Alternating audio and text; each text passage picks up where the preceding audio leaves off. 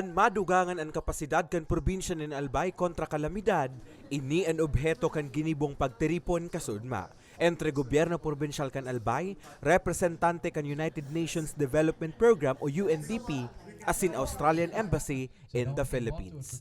Sigon sa gobyerno probinsyal, napilan Albay na maging benepisyaryo kan gigibuho na SHIELD program. Sarong proyekto na matutok sa pagpapakusog ng depensa kontra kalamidad asin epekto kan climate change. Bagay na dakulaan maitatabang sa Albay.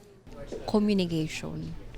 Sabi niya, dakul da po ng mga probinsya na napili naging partner na ninda pero nasa least favorite na nindang list.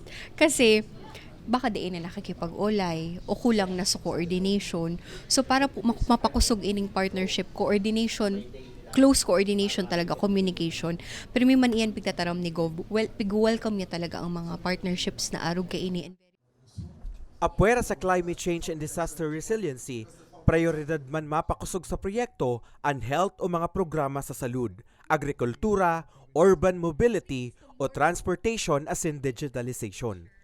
Sigun sa representante kan Australian Embassy in the Philippines asin UNDP, napili nindan Albay na maging partner sa programa hulita sa roan probinsya sa mga konsideradong disaster-prone na lugar. Apwera sa pagkakaigwanin sa rong aktibong bulkan, agihan manin mga bagyo ang probinsya. The idea of the SHIELD program is to make sure that when crisis hit and impact a region, the recovery time for the provincial and the people in it is significantly reduced.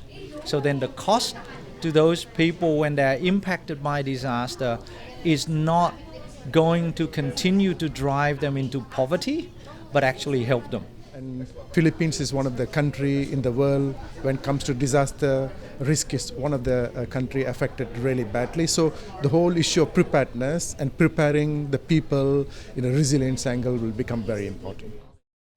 Sa presente, pigtalaan naman ang gigibuho na signing of Memorandum of Understanding entre UNDP SHIELD asin gobyerno probinsyal kan Albay. Para sa mga baretang tatak Bicol, Carmelo Balya.